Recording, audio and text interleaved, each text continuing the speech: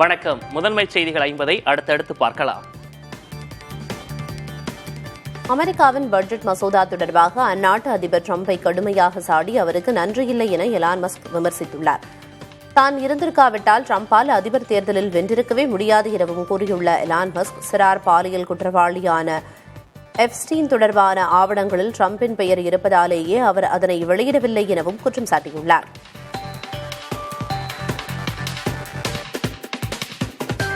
பெங்களூரு வெற்றி கொண்டாட்டத்தில் 11 பேர் உயிரிழந்த விவகாரத்தில் பெங்களூரு காவல் ஆணையர் தயானந்தா உள்ளிட்டோரை பணியிடை நீக்கம் செய்து அம்மாநில முதல்வர் சித்தராமையா ஆணையிட்டுள்ளார். காவல் ஆணையர், கூடுதல் காவல் ஆணையர், மத்திய மண்டல துணை காவல் ஆணையர் என 5 காவல்துறை அதிகாரிகளை அவர் பணியிடை நீக்கம் செய்துள்ளார். பெங்களூரு சின்னசாமி மைதானத்தில் கூட்ட நெரிசலில் 11 பேர் உயிரிழந்த சம்பவம் குறித்து தேசிய மனித உரிமைகள் ஆணையம் தாமாக முன்வந்து வழக்கு பதிவு செய்துள்ளது. பெங்களூரு ஆட்சியர் மற்றும் காவல்துறை ஆணையருக்கு நோட்டீஸ் அனுப்பியுள்ள மனித உரிமை ஆணையம் இந்த சம்பவம் தொடர்பாக 7 நாட்களுக்குள் அறிக்கை தாக்கல் செய்ய உத்தரவிட்டுள்ளது. அமெரிக்கா சென்றுள்ள அனைத்து கட்சி பிரதிநிதிகள் குழு அந்நாட்டு துணை அதிபர் ஜேடி வான்ஸை சந்தித்தனர். தலைநகர் வாஷிங்டன் டிசியில் அவரை சந்தித்து பயங்கரவாத தடுப்பு நடவடிக்கைகள் குறித்து ஆலோசனை மேற்கொண்டனர்.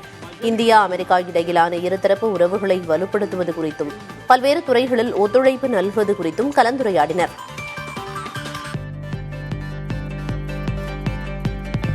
இந்தியா பாகிஸ்தான் சண்டையை அமெரிக்க அதிபர் டிரம்பை நிறுத்தியதாக ரஷ்யா கூறியுள்ளது. அமெரிக்க அதிபர் டிரம்பும் ரஷ்ய அதிபர் புட்டினும் தொலைபேசி வாயிலாக 70 நிமிடங்கள் உரையாடியுள்ளனர்.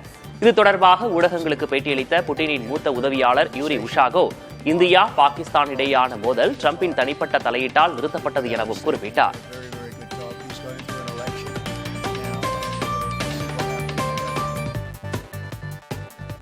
பிரதமர் மோடி சர்வதேச அழுத்தங்களுக்கு உட்பட்டு முடிவெடுப்பதாக காங்கிரஸ் கட்சி குற்றம் சாட்டியுள்ளது.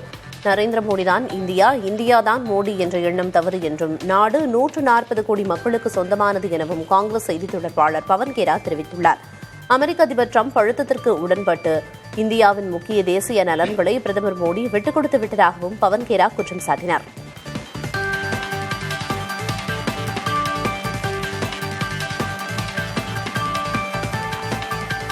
ஆபரேஷன் சிந்தூர் வெற்றிகர நடவடிக்கைக்கு பிறகு முதல் முறையாக ஜம்மு காஷ்மீருக்கு பிரதமர் மோடி இன்று செல்கிறார். பெரும் எதிர்பார்ப்புக்குரிய காஷ்மீர் நேரடி ரயில் சேவையை தொடங்கி வைக்கும் பிரதமர் உலகின் மிக உயரமான செனாப் ரயில் பாலத்தையும் நாட்டுக்கு அர்ப்பணிக்க உள்ளார். காஷ்மீரை நாட்டின் பிற பகுதிகளுடன் ரயில் மூலம் இணைக்கும் திருப்புமுனை திட்டத்தை பிரதமர் தொடங்கி வைக்க இருப்பது முக்கியத்துவம் பெற்றுள்ளது. திமுக மாவட்ட செயலாளர்கள், நாடாளுமன்ற சட்டமன்ற உறுப்பினர்கள் கூட்டம் வரும் 7ஆம் தேதி காணொலி வாயிலாக நடைபெறும் என்று அக்கட்சியின் பொதுச் செயலாளர் துரைமுருகன் அறிவித்துள்ளார். அவர் வெளியிட்டுள்ள அறிக்கையில், உறுப்பினர் சேர்க்கைக்காக வரும் 7ஆம் தேதி காலை 10:30 மணி அளவில் முதல்வரும் கட்சித் தலைவருமான மு.க. ஸ்டாலின் தலைமையில் இந்த கூட்டம் நடைபெறும் என்று தெரிவிக்கப்பட்டுள்ளது.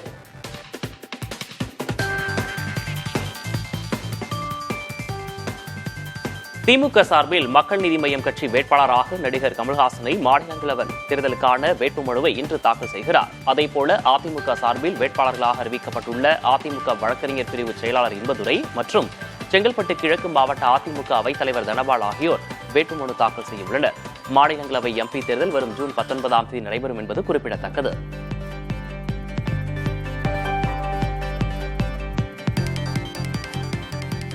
தைலாபுரம் இல்லத்தில் பாமக நிறுவனர் ராமதாஸை கட்சித் தலைவரும் அவரது மகனுமான அன்புமணி ராமதாஸ் தனது 3வது மகள் சஞ்சித்ராவுடன் சென்று சந்தித்தார். 45 நிமிடங்கள் நடைபெற்ற சந்திப்பில் தலைவர் பதவியை மீண்டும் வழங்க வேண்டும் என அன்புமணி வலியுறுத்தியதாக தகவல் வெளியானது. பின் வெளியே வந்த அன்புமணியிடம் செய்தியாளர்கள் கேள்வி எழுப்பிய போது கையெடுத்து கும்பிட்டபடி சென்றுவிட்டார்.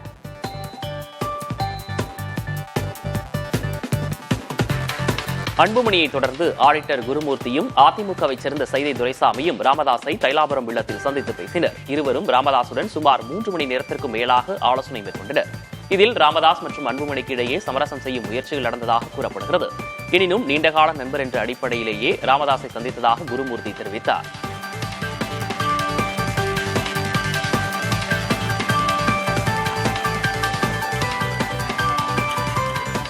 தாவிக தலைவர் விஜயை பள்ளி மாணவிகள் அரவணைத்தது தொடர்பாக தமிழக வாழ்வுரிமை கட்சித் தலைவர் வேல்முருகன் விமர்சித்தது சர்ச்சையாகியுள்ளது. நடிகர் ரஜினிகாந்த் குறித்தும் தொலைக்காட்சி நிகழ்ச்சிகளையும் அவர் கடுமையாக விமர்சித்தார். நடிகர்களா உங்களுக்கு வசதிகளை ஏற்படுத்தி கொடுத்தார்கள் என கேள்வி எழுப்பிய வேல்முருகன், நடிகர்களின் வாசலில் நிற்காதீர்கள் என்றும் போயஸ் கார்டனில் தரிசனம் கொடுக்கும் வரை காத்திருக்கிறீர்கள் என்றும் கூறினார்.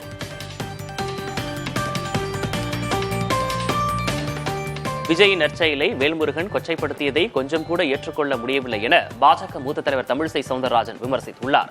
விஜயின் நற்செயலை பாராட்டக்கூட வேண்டாம், ஆனால் கொச்சைப்படுத்துவது தவறு என தெரிவித்துள்ள அவர், பெண் குழந்தைகள் கொச்சைப்படுத்தப்பட்டால் தனது குரல் அங்கு ஒலிக்கும் என கூறினார். வேல்முருகன் பேச்சுக்கு தனது வன்மையான கண்டனங்களை தெரிவித்துக் கொள்வதாகவும் அவர் கூறினார்.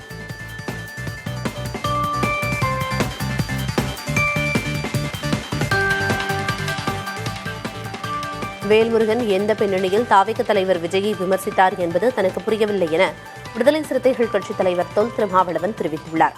மாணவர்களுக்கு விஜய் ஊக்கத்தொகை வழங்குவது வரவேற்கத்தக்கது என குறிப்பிட்ட அவர், பிள்ளைகள் மேல் விஜய் வைத்திருக்கும் அன்பாகவே தாவேக விருது விழாவை தான் பார்ப்பதாகவும் தெரிவித்தார்.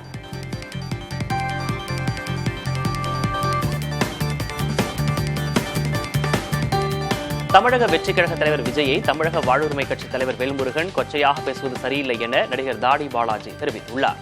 விஜயை எல்லோரும் அண்ணனாக பார்ப்பதாக கூறிய அவர், மக்களுக்கு நல்லது செய்யணும்னா நல்ல மனிதரா இருந்தா போதும் என தெரிவித்தார். கட்சி ரீதியாக அல்லாமல் தனி மனிதனாகவே இதை பேசுவதாக குறிப்பிட்ட அவர், வேல்முருகன் தொடர்ந்து இவ்வாறு பேசினால் அவருக்கு எதிராக தர்ணா நடத்துவேன் என எச்சரித்தார். தமிழகத்தில் சென்னை உள்ளிட்ட 11 இடங்களில் வெயில் சதமடித்துள்ளது. அதிகபட்சமாக மதுரை விமான நிலைய பகுதியில் 104 டிகிரி ஃபாரன்ஹீட் வெப்பம் பதிவானது. அதற்கு அடுத்தபடியாக வேலூர், பாளையங்கோட்டையில் தலா 103 டிகிரி ஃபாரன்ஹீட் அளவிலும், மதுரை, ஈரோடு, பரமத்தியில் தலா 102 டிகிரி ஃபாரன்ஹீட்டாகவும் வெப்பம் பதிவானதாக வானிலை மையம் தெரிவித்துள்ளது. சென்னை மீனம்பாக்கம், அதிராமபட்டினம், தஞ்சை, திருச்சி ஆகிய பகுதிகளிலும் வெயில் சதமடித்துள்ளது.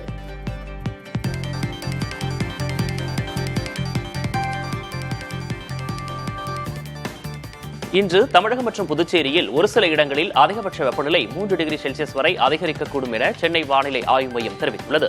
அதிக வெப்பநிலையும் அதிக ஈரப்பதமும் இருக்கும் நிலையில் ஒரு சில இடங்களில் அசௌகரியம் ஏற்படலாம் எனவும் வானிலை ஆய்வு மையம் தெரிவித்தது. வரும் 11ஆம் தேதி வரை தமிழகத்தில் மிதமான மழைக்கு வாய்ப்பு இருப்பதாகவும் வானிலை ஆய்வு மையம் தெரிவித்திருந்தது.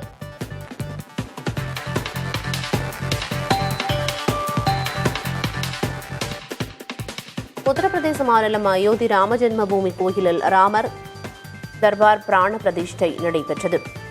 கடந்த ஆண்டு ஜனவரி மாதம் பாலராமர் பிரதிஷ்டை செய்யப்பட்ட நிலையில் ராமர், சீதா, லட்சுமணன் மற்றும் ஆஞ்சநேயர் சிலைகளும் தற்போது பிரதிஷ்டை செய்யப்பட்டுள்ளன. இதில் உத்தரப்பிரதேச மாநில முதல்வர் யோகி ஆதித்யநாத் கலந்து கொண்டார். பிராண பிரதிஷ்டையை தொடர்ந்து ராமருக்கு ஆரத்தி காண்பித்து முதல்வர் ஆதித்யநாத் வழிபட்டார்.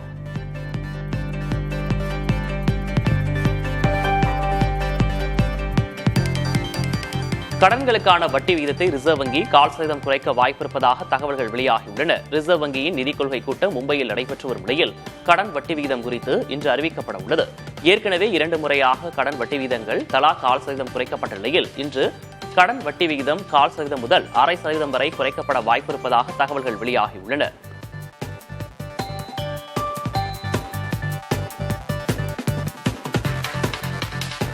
அமெரிக்காவுக்கு செல்ல 12 நாடுகளுக்கு அந்நாட்டு அதிபர் ட்ரம்ப் தடை விதித்துள்ளார். கொலராடோவில் இஸ்ரேலுக்கு ஆதரவான குழுக்கள் மீது தாக்குதல் நடத்தப்பட்டது.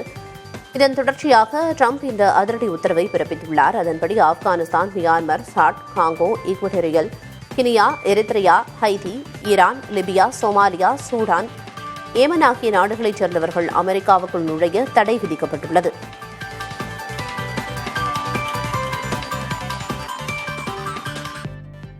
லைகா நிறுவனத்துக்கு வழங்க வேண்டிய 21,29 லட்சம் ரூபாயை 30% வட்டியுடன் வழங்க நடிகர் விஷாலுக்கு சென்னை உயர்நீதிமன்றம் உத்தரவிட்டுள்ளது.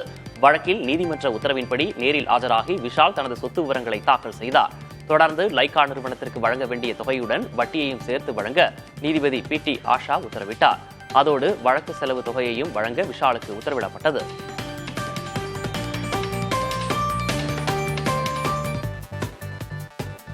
தமிழ் சினிமாவில் முன்னணி நடிகராக வலம் வரும் நடிகர் ரவிமோகன் புதிதாக தயாரிப்பு நிறுவனம் ஒன்றை துவங்கியுள்ளார். தயாரிப்பு நிறுவனத்துக்கு ரவிமோகன் ஸ்டுடியோஸ் எனவும் பெயரிட்டுள்ளார். அதற்கான லோகோவை வெளியிட்ட அவர், தயாரிக்கும் படங்கள் குறித்தான அறிவிப்புகள் விரைவில் வெளியாவதாக குறிப்பிட்டுள்ளார். தன்னுடைய தயாரிப்பில் முதல் படமாக இயக்குநர் கார்த்திக் யோகியின் இயக்கத்தில் நடிக்க இருப்பதாக கூறப்படுகிறது. விலைவாசி உயர்வு, குடிநீர் தட்டுப்பாடு ஆகியவற்றை கண்டித்து சென்னை தரமணியில் அதிமுகவினர் போராட்டம் நடத்தினர். அத்தியாவசிய தேவையான குடிநீரை கூட முறையாக இந்த அரசு விநியோகிக்கவில்லை என அவர்கள் குற்றம் சாட்டினர். பல மடங்கு உயர்த்தப்பட்ட சொத்து வரியை குறைக்க வேண்டும் எனவும் முழக்கங்கள் எழுப்பப்பட்டன. அனுமதியின்றி போராட்டத்தில் ஈடுபட்டதாக முன்னாள் அமைச்சர் வளர்மதி உள்ளிட்ட அனைவரும் கைது செய்யப்பட்டனர். பாகிஸ்தானுக்கு $800 மில்லியன் கடன் வழங்க ஆசிய வங்கி எடுத்துள்ள முடிவுக்கு இந்தியா எதிர்ப்பு தெரிவித்துள்ளது. நாட்டின் வளர்ச்சிக்காக பெற்ற நிதியை ராணுவத்திற்காக பாகிஸ்தான் பயன்படுத்தியதற்கான ஆதாரங்களை இந்தியா குறிப்பிட்டுள்ளது. பாகிஸ்தானில் அதிகரித்து வரும் பாதுகாப்பு செலவு, மொத்த உள்நாட்டு உற்பத்தி குறைந்து வருவது, பொருளாதார சீர்திருத்தங்களில் முன்னேற்றம் இல்லாமல் இருப்பது போன்றவற்றை எடுத்துரைத்ததாக கூறப்படுகிறது. இனி ரயிலில் தட்கல் டிக்கெட் பதிவு செய்வதற்கு ஆதார் எண் கட்டாயமாக்கப்பட்டுள்ளது. தட்கல் டிக்கெட் முன்பதிவில் முறைகேடுகள் நடப்பதாக பயணிகள் குற்றம் சாட்டி வருகிற நிலையில் IRCTC தளத்தில் ஆதார் வெரிஃபிகேஷன் மூலம் தட்கல் டிக்கெட் பதிவு செய்யும் நடைமுறை கொண்டுவரப்பட இருப்பதாக மத்திய ரயில்வே துறை அமைச்சர் அஸ்வினி வைஷ்ணவ் தெரிவித்துள்ளார். இந்த நடைமுறை இம்மாத இறுதிக்குள் வரும் என எதிர்பார்க்கப்படுகிறது.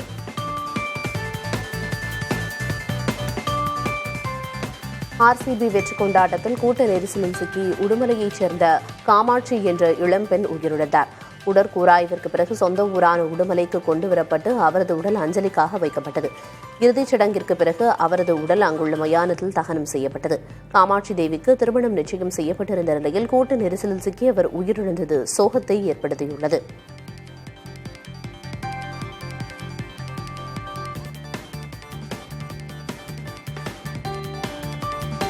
சின்னசாமி மைதானத்தில் கூட்ட நெரிசலில் சிக்கி உயிரிழந்த விவகாரத்தில் ராயல் சேலஞ்சர்ஸ் அணிக்கு எதிராக காவல்துறையினர் வழக்கு பதிவு செய்துள்ளனர். காவல் ஆய்வாளர் ஒருவர் அளித்த புகாரின் பேரில் முதல் குற்றவாளியாக ராயல் சேலஞ்சர்ஸ் அணியின் பெயர் சேர்க்கப்பட்டுள்ளது. அதோடு விழாவை ஏற்பாடு செய்த DNA என்டர்டைன்மெண்ட் பிரைவேட் லிமிடெட் நிறுவனம் மீதும் கர்நாடகா மாநில கிரிக்கெட் சங்கத்தின் மீதும் வழக்கு பதிவு செய்யப்பட்டுள்ளது. பெங்களூருவில் கூட்ட நெரிசலில் உயிரிழந்த 11 பேரின் குடும்பங்களுக்கு தலா 10 லட்சம் ரூபாய் நிவாரணத் தொகையை ராயல் சேலஞ்சர்ஸ் பெங்களூரு அணி அறிவித்துள்ளது. இதேபோல் கர்நாடக மாநில கிரிக்கெட் சங்கமும் உயிரிழந்தவர்களின் குடும்பத்தினருக்கு தலா 5 லட்சம் ரூபாய் அறிவிக்கப்பட்டுள்ளது. கூட்ட நெரிசல் சம்பவத்திற்கு கர்நாடக அரசே காரணம் என பாஜக உள்ளிட்ட எதிர்க்கட்சிகள் குற்றம் சாட்டி வரும் நிலையில் தற்போது நிவாரணம் அறிவிக்கப்பட்டுள்ளது. கோவை இந்தியன் பப்ளிக் பள்ளியின் முன்னாள் நிர்வாக இயக்குநரும் அதிமுக பிரமுகருமான ஆற்றல் அசோக்குமார் மீது மோசடி வழக்கு பதிவு செய்யப்பட்டுள்ளது. போலி ஆவணங்கள் மூலம் 45 பேருந்துகள் வாங்கியதாகவும் கூடுதல் விலைக்கு பேருந்துகளை வாங்கி லாபம் ஈட்டியதாகவும் புகார் எழுந்துள்ளது. 683 கோடி ரூபாய் சொத்து மதிப்புடைய ஆற்றல் அசோக்குமார் மீது கோவை மாவட்ட குற்றப்பிரிவு காவல்துறையினர் 3 பிரிவுகளின் கீழ் வழக்கு பதிவு செய்து விசாரணை மேற்கொண்டு வருகின்றனர்.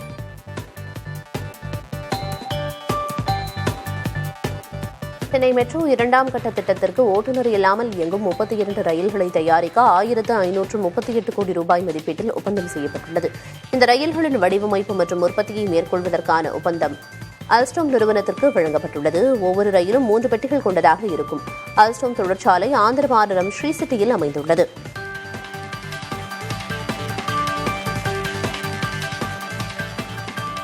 ராயபுரம் அரசு ஸ்டான்லி மருத்துவமனை அருகே உள்ள சுரங்கப்பாதையில் மினி பேருந்து சிக்கிக் கொண்டதால் போக்குவரத்து பாதிக்கப்பட்டது. சுரங்கப்பாதையில் கனரக வாகனங்கள் செல்லாதவாறு தடுப்புகள் அமைக்கப்பட்டிருந்தன. இந்நிலையில் சுரங்கப்பாதை தடுப்பின் அருகே மினி பேருந்து ஒன்று சிக்கிக் கொண்டது. இதனால் அப்பகுதியில் கடும் போக்குவரத்து நெரிசல் ஏற்பட்டது.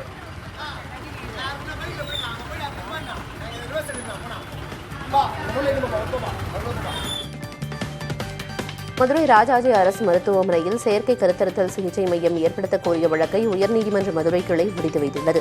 வழக்கை விசாரித்த நீதிபதிகள் சுப்பிரமணியம், மரியக்லாட் அமர்வு மனுவை பரிசீலித்து ராஜாஜி அரசு மருத்துவமனையில் செயற்கை கருத்தரித்தல் சிகிச்சை மையத்தை அமைக்கும் நடவடிக்கையை விரைவுபடுத்த வேண்டும் என அறிவுறுத்தி வழக்கை முடித்து வைத்தது.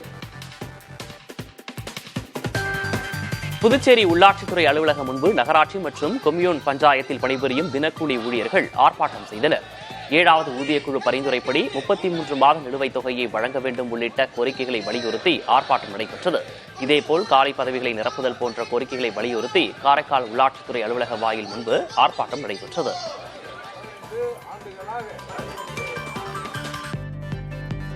மதுரை ரயில்வே கோட்டம் கடந்த நிதியாண்டில் 1244 கோடி ரூபாய் வருவாய் ஈட்டி சாதனை படைத்துள்ளது. மதுரை ரயில் நிலையத்தில் நடைபெற்ற விழாவில் துறையில் பல்வேறு படிநிலைகளில் சிறப்பாக பணியாற்றிய 26 பேருக்கு ரயில்வே சேவா புரஸ்கார் விருது வழங்கப்பட்டது. இதில் பேசிய மதுரை கோட்ட மேலாளர் சரத் ஸ்ரீவத்சவா தங்கள் கோட்டம் அதிக வருவாயை ஈட்டி மைல்கல் சாதனை படைத்திருப்பதாக தெரிவித்தார்.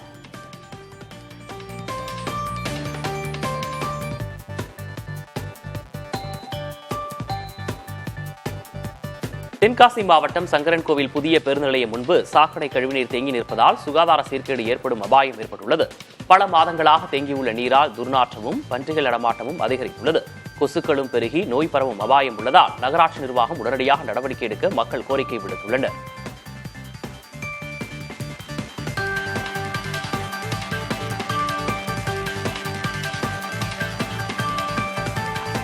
மதுரை காளவாசலில் குடியிருப்பு பகுதிக்கு முன் 6 மாதங்களுக்கு மேலாக கழிவுநீர் தேங்கி நிற்கிறது. இதனால் கடும் துர்நாற்றம் வீசுவதோடு கொசு உற்பத்தி அதிகரித்து மக்கள் கடும் சிரமத்திற்கு ஆளாகியுள்ளனர். கொசுக்களால் டெங்கு உள்ளிட்ட நோய்கள் பரவ வாய்ப்பிருப்பதாக அச்சம் தெரிவிக்கின்றனர். கழிவுநீரை அகற்றக் கோரி மாநகராட்சியிடம் பலமுறை புகார் அளித்தும் நடவடிக்கை எடுக்கப்படவில்லை எனவும் குற்றம் சாட்டுகின்றனர். கள்ளக்குறிச்சி மாவட்டம் உளுந்தூர்பேட்டை சுற்றுவட்டார பகுதிகளில் தர்பூசணி பழங்களை வியாபாரிகள் வாங்க மறுப்பதால் விவசாயிகள் கவலையடைந்துள்ளனர். தர்பூசணி குறித்து பரவிய வதந்தியால் அவற்றை கொள்முதல் செய்ய வியாபாரிகள் மறுத்து வருவதாக கூறப்படுகிறது. ஏக்கருக்கு 70,000 ரூபாய் செலவு செய்து பயிரிடப்பட்ட தர்பூசணி பழங்கள் தோட்டத்திலேயே அழுகி வீணாவதால் நஷ்டம் ஏற்பட்டுள்ளதாக விவசாயிகள் வேதனை தெரிவிக்கின்றனர்.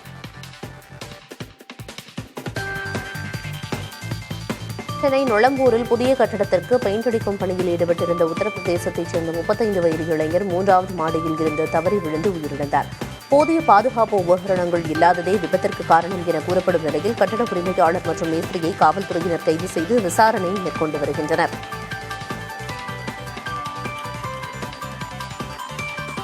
திண்டுக்கல் மாவட்டத்தில் பள்ளி மாணவிக்கு பாலியல் தொல்லை தந்த கட்டட தொழிலாளி உட்பட 5 பேர் போக்சோ சட்டத்தின் கீழ் கைது செய்யப்பட்டனர். பாலியல் சீண்டலில் ஈடுபட்ட ராஜபாண்டியிடம் பாதிக்கப்பட்ட மாணவியின் பெற்றோர் கேட்டபோது அவரது குடும்பத்தினர் அவர்களை மிரட்டியதாக கூறப்படுகிறது. இதையடுத்து ராஜபாண்டி, அவரது உறவினர்கள் விஜயகுமார், காயத்ரி, சிங்கராஜ், பிரேமலதா ஆகியோர் கைது செய்யப்பட்டனர்.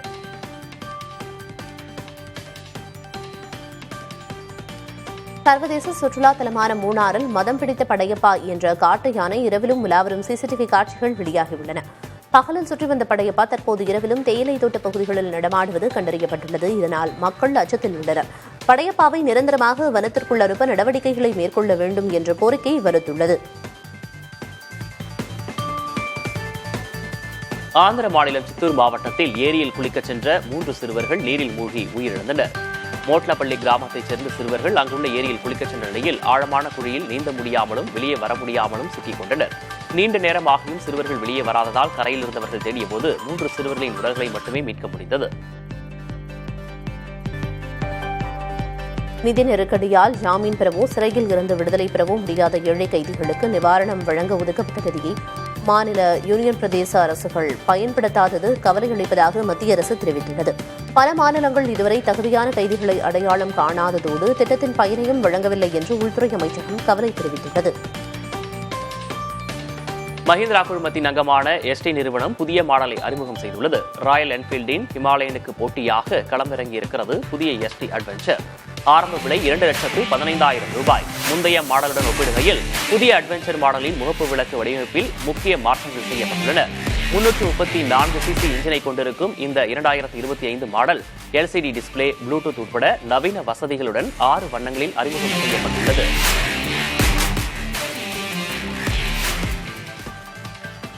இந்தியாவில் மாணவர்களின் பள்ளிச் சேர்க்கை விகிதம் மேம்பட்டிருந்தாலும் மாணவர்களின் கற்றல் செயல்பாடு பின்தங்கிய நிலையிலேயே உள்ளது என்று யுனெஸ்கோ தெரிவித்துள்ளது. 2025ஆம் ஆண்டுக்கான சர்வதேச கல்வி கண்காணிப்பு அறிக்கையை யுனெஸ்கோ வெளியிட்டுள்ளது. வளரும் நாடுகளில் 10 வயது குழந்தைகளில் 73 விழுக்காட்டினருக்கு வாசிக்கவோ புரிந்து கொள்ளவோ தெரியவில்லை என்று தெரிவித்துள்ளது. இலங்கையின் யாழ்ப்பாணத்தில் உள்ள சிவசுப்பிரமணியர் கோயிலில் நடைபெற்று வரும் திருவிழாவில் மாம்பழம் ஒன்று இலங்கை ரூபாய் மதிப்பில் 4,60,60,000 ரூபாய்க்கு ஏலமுள்ளது. வண்ணார்பண்ணையில் அமைந்துள்ள இந்த ஆலயத்தில் மாம்பழ திருவிழா கோலாகலமாக நடைபெற்றது. அப்போது முருகப்பெருமானிடமிருந்த மாம்பழத்தை ஆலய நிர்வாகத்தினர் ஏலமிட்டனர். பிரான்ஸ் நாட்டிலிருந்து வந்திருந்த பக்தர் மாம்பழத்தை ஏலத்தில் எடுத்தார்.